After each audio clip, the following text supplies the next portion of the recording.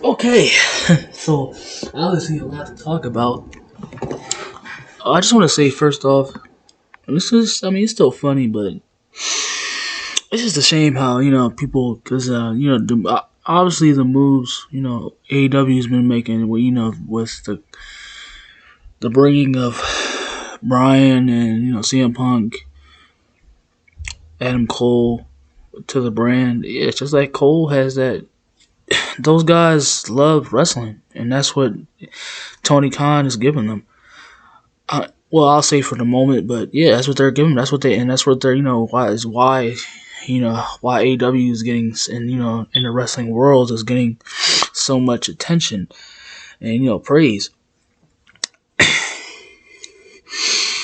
because Vince has never been able to do that shit, and or from the jump, because we already know what he's all about. But yeah, it's just like what I was trying to say, just the same how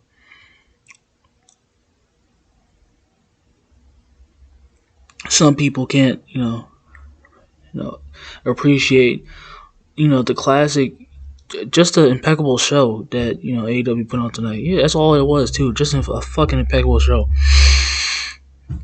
And I don't care. Yeah, I don't care if I'm sounding like a stan or a geek, whatever. Yeah, I'm giving my honest opinion of it. It's just what I thought too. Obviously, a few missteps too, but it was all around just a fucking impeccable show. I just noticed too. I think it was two. I guess they made it now. Wait, no, I think it's a 2 hour show, but it was kind of weird how they was zooming through a couple of matches. I guess because they was running out of time, but yeah, still impeccable show. If you obviously WWE, WWE, Vince jerk off his meek, type of punk, then you can do whatever and do you, because you missing just appreciative and just moments that's going to be cherished for the future to come. So obviously this is going to be a long one too, because I want to really dig in the teeth of it. Like I said, critique the show, not just zoom past it like people are. Like I said, just with views and yeah, just like I saw one just now, just like waiting to bash it.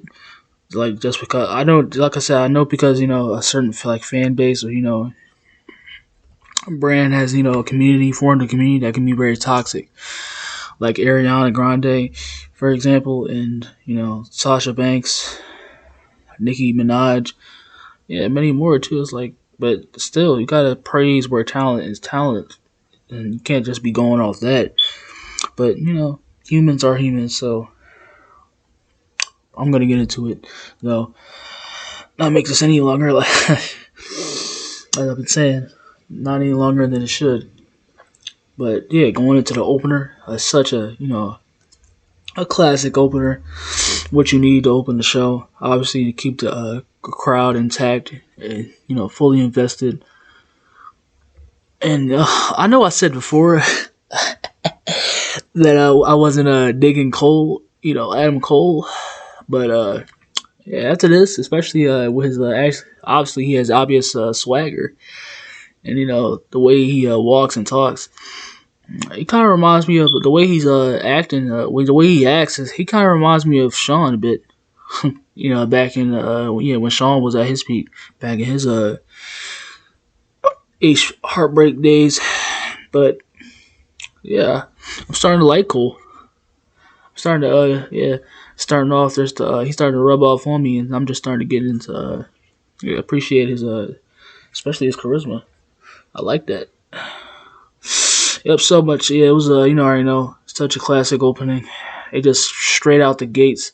They was doing it all. Like they was doing it all, just like a match obviously should be. And they was doing some a lot of ring technician, grappling, like Edge, or you want to say Bret Hart mostly. Yeah, I appreciate that. That's something I also saw and appreciated, because I don't think there's a lot more that's going. I don't know who's still doing it, but it's clear that these two dudes know how to grapple and get out, and still have that classic wrestling, as you would say. But so yeah, and, so as usual, it was like a big clothesline that looked like a swipe from Jungle Boy. So it's getting good. And then a drop kick by Jungle Boy onto Adam Cole when Adam Cole was laying upside down from the turnbuckle. That was cool. And then it was a nice stab bagger. Then you had a nice backstabber by Adam Cole. That was good too. Oh yeah, also another thing I wanted to talk about here, like, I mean, it'll be made into another video, obviously, when I get the chance. But yeah, I do agree with that also too. And I don't think many casuals obviously pay attention to it, or I don't think hardcore, probably a few, but I don't think that in the wrestling community that pay attention. But yeah, I just wish it's obviously it just makes you think back to there was like it makes you think back to to the eras that of wrestlers that had their own wrestling moves.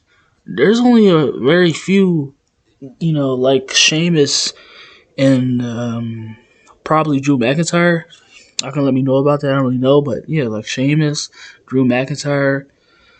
Let's see.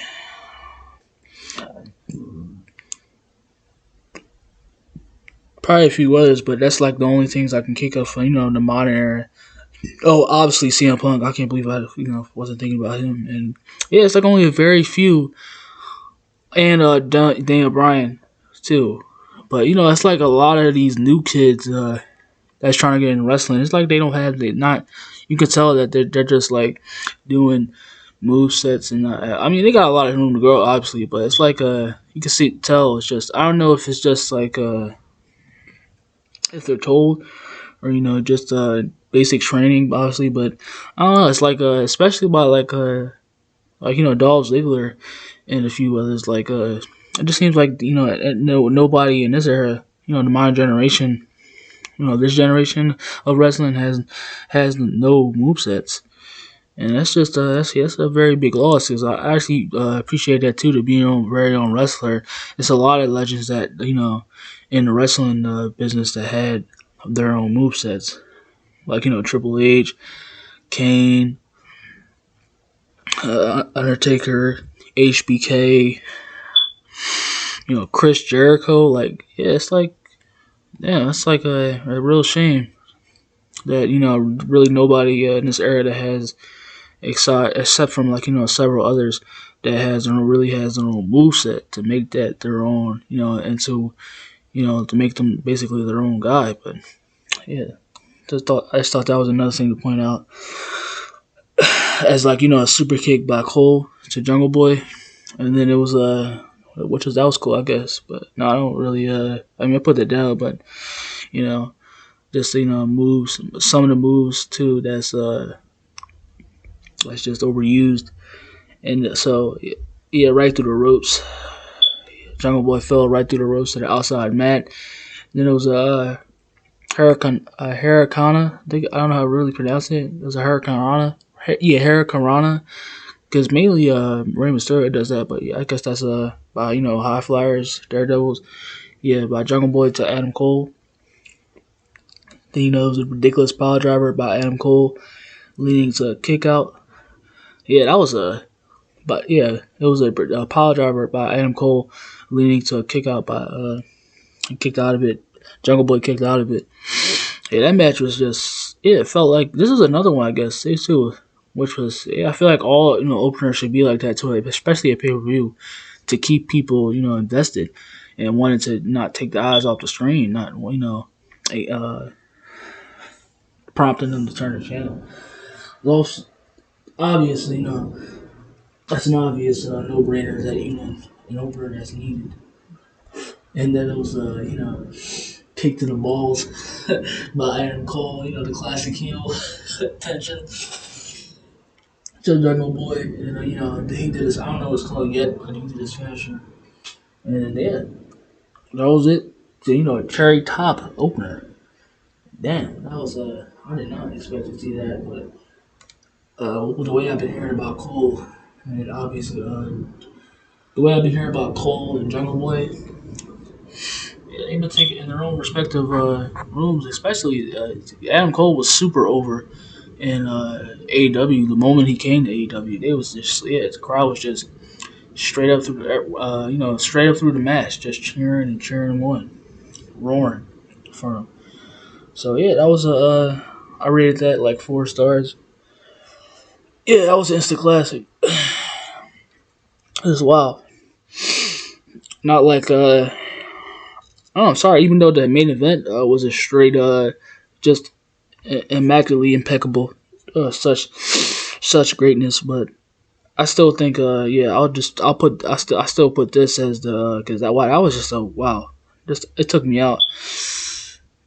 Did I mean I know the talent that they was the hype that they was expecting, but I never seen these two dudes really wrestle. But yeah, so that really took me on. So yeah, that's match of that was the match of the card for me. And then as you see, Brian came out basically. I think we're probably gonna get, and I agree too that this should wait obviously because we already got it. So yeah, obviously, Brian is kind of impatient. He wants another one because yeah, that one me as well. I mean, I want this match, but some people's already calling it as I heard, match of the year. Yeah, that which is a little bit too far. It's a bit of a microwave decision there, but yeah, it's definitely one of the best matches of the year. But as far as match of the year, I'm sorry, but that goes to Roman. Y'all know that goes to Roman Reigns and Edge and Daniel Bryan at WrestleMania. He started when he was out there starting to, basically that's it could be a T-shirt made. Yep, could get a T-shirt made. Kenny No Balls. Honestly, they should make that a shirt. Absolutely. Yeah, just like moments like that too that got me into wrestling too. Just moments like that, just like exactly what you need. Yeah, like what exactly what this what. And I don't care. I like to compare it also too. So really a lot of that, especially the war that's going on between WWE and AEW. So if you happen to cry, like, why is he mentioning them? Why is he mentioning WWE? You're such a dick sucker. Cry on, cry on. So that's what I'm gonna do. But yeah, I haven't been seeing. It's basically like a schoolyard or Nickelodeon type of and sitcom type of segments. Like that. As far as like entertainment goes on, the WWE. So yeah, the moments they've been having and like this, the Kenny No Balls chant segment. Yeah, I loved it. Obviously, yeah, just masterfully hilarious. So I love that. Okay, going into the next match, Dante and Matt Sindal versus Cody Rhodes and Lee Johnson. I guess these are one of the matches too, like the women's match and the Moxley and the 16 man. I guess because they were. I mean, it's 2 hours, but I don't know why it was zooming through a bit. But I guess I still gave it a star. It was kind of a nice match, so I still gave it a star. But you know, it was a float and dive. Took Cody by Dante, and then to both men. A matter of fact, a float and dive by Dante to Cody and Lee, and then there was a vertical breaker, by Cody to Dante. There was a missile drop kick by Dante. Hey, he can fly. Yeah, I might see more. I want to see more of this kid too because he can definitely fly. He instantly reminds me of the high great flyers like Eddie Guerrero, Rey Mysterio. That's another video too. Like Eddie can fly too. I don't think he was that much more reliant on daredevil moves like Rey Mysterio. But I just wanted to point that out there real quick. Yeah, come on, he's a high flyer. I don't get the why. Yeah, people are kind of saying that. Yeah, he was kind of trending, and these people were saying like he wasn't really a high flyer, which yes he was. He just was like, I guess we'll say he was like a kind of like a brute high flyer with it, but yeah. And then it was a super kick by Lee to Dante, and then Lee picks up the win for the team, and then it was followed by a very daring, great promo by Arn to Cody. Basically, he was coaching him into he's basically asking for his help, as you see there. On Revenge to against Malachi Black. Oh, yeah, another character that I'm just completely behind. Oh man. And I can see why seeing him in the AEW where he was not absolutely. I mean, seeing him in WWE where he was absolutely doing nothing at all. Yeah, AEW is just they're obviously giving him basically like a feel like into his own character, and giving him what basically he can basically feel like himself. Yeah, he feels like himself when on AEW. So yeah, I like that. Much more, it's much more comfortable, so he can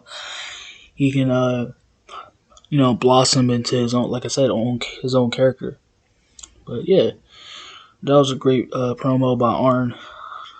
But he obviously can still talk. I haven't seen that much of him. Probably gotta go back, but as far as his career too. But yeah, if only he could talk too. If only he could was probably in shape. Say just like Sting, he could probably throw down. Still throw down. Okay, yeah, this was one of the matches too that was a bit quick because I guess they was running out of time, where they just wanted to get to the main event real quick. But even though it was 2 hours, it was kind of weird. Two of the matches on here. Wait, let me see. It was a 16 tag team, man. Wait, yeah, it was no, not really. It was another tag team, a 6-man tag, and then it was the one I just mentioned, Dante and Matt Sindel versus Cody Rhodes and Lee Johnson. Those were that's two, and then the 16 tag man was kind of kicked. I mean, it went on for like I guess it felt like it went on for 5 minutes, but basically the 3 short ones. Oh, and the women's match too. Yeah, a lot of short ones was kind of weird, but I guess it was like a lot of matches. So on here on the card, so I guess they was kind of zooming through. But yeah, I guess that was the the 6-man tag: Moxley, Kingston, Darby, and what they had Sting with them was new faces. I said because I kind of heard the first dude's name like Steve Cardas, and 2 other people. They're basically newbies. I don't really know them at all. They look like newbies to me, but it was still had like I still said it was a nice clothesline by Darby to the 2 other the no faces, and yeah, that was the end basically. Still another quick match, rush match, and then we're on to the the tribute basically to Brodie Lee. His son came out there. I mean, it was like a bit moments throughout. It was spear through the ropes, a spine buster, and then to the to end it, it was a double tag, double team off the top rope, which was absolute tribute by the Dark Order, yeah, for Brodie Lee. And that's basically that was summing up the show, basically, for Brodie Lee. And I thought that was a nice touch. I like that. I mean, I only saw, I could tell he was kicking off because it looked like he could talk a bit, but I saw a highlight on when he was like on the AEW, getting started on AEW.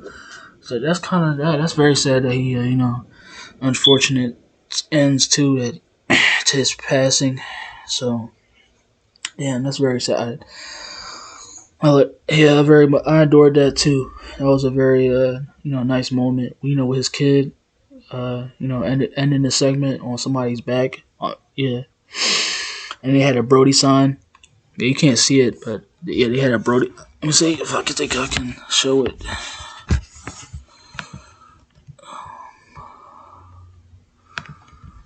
Let's see. Yeah, they had this Brodie sign right here, so I thought that was kind of sweet. So yeah, that was a sweet sign. and great segment. Great tribute for great emotional tribute for Bush Lee. Then it was a promo by Leo Rush. I haven't heard of. Seems like kind of people know him. It seems like he's kind of known by the wrestling community, but not me. I don't know if he was in WWE before because they said he's back. So, but yeah, I guess I'll catch. I can't wait to Guess I had to see with him another wrestler that's coming back, and then there was like basically like another promo by Dan Lambert. Then they really this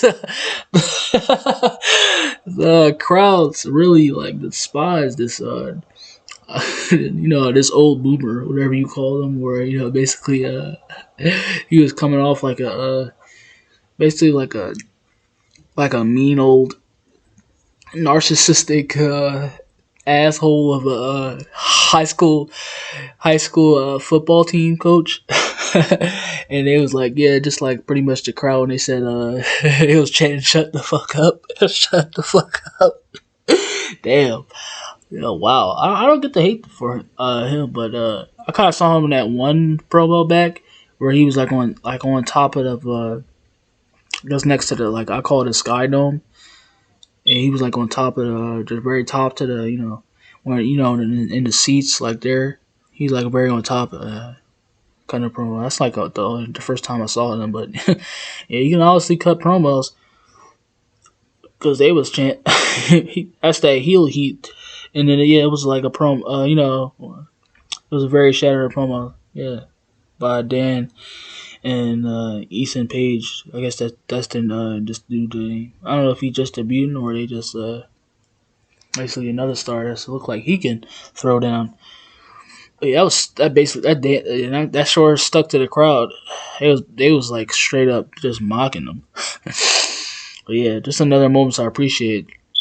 What we need, especially when the community integrates and they react with they start playing within the moments. Yeah, that's when you know that your show is off the charts. So yeah, and it was like the women's match I was talking about. Another quicker match. It was kind of cool to look at. Still, I said it was a lot of basic training moves, and yeah, just for move sets that were already established, like the super kick, and basically all I saw is super kick, basically, and a stunner. Wow.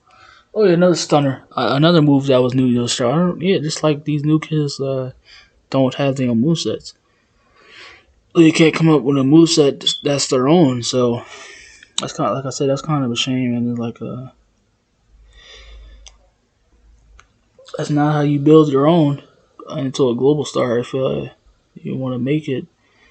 But yeah, I guess that was still nice to look at. Oh yeah, as you already know, just owning the show and just showing why he should be just top tier talent. Just showing why. Y'all know who I'm talking about, MJF. As you see him right there, shutting down Darby Allin. Wow, that was just like, yeah, straight. He was bringing up one of the deaths of his family relatives. I've heard the dude, because I've heard him. He was like basically catching waves. Because I heard the dude, like, he really, I guess this absolutely works too. Because how Sean was pretty much a dick, and at the time of his peak he was like a dick, in his real life.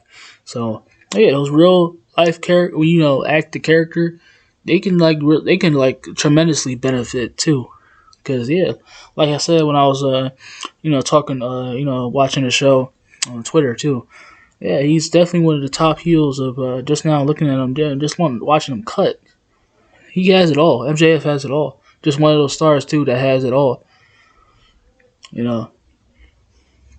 A lot of Peace has what a lot of wrestlers is lacking nowadays. He had especially the promo work as it's already seen. Like he can throw down. Like he can cut cookies through the promo. Like absolutely phenomenal. But yeah, that was just another crowning achievement to MJF.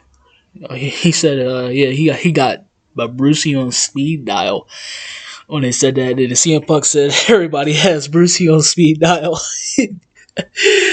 Like that's nothing to brag about. Basically, I guess they could be teasing toward CM Punk versus MJF. Oh yes, I will be in love with that. Can't wait. Man. Yep, AEW just straight up having these bangers, just more and more bangers, classic matches, moments.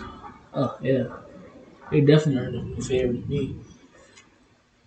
Even if CM Punk wasn't on the show, like people because they was already having views. I do agree with that. They already was having views, and I should have been watching more, like I said. But CM Punk just instantly drew me to the show because he was coming. He's back, but even without CM Punk, they was the show. Because they was like, as y'all know, the top, especially after 2 years, the top, and second top promotion in front of WWE. Imagine having, yeah. So, because imagine them having their, WWE's talent.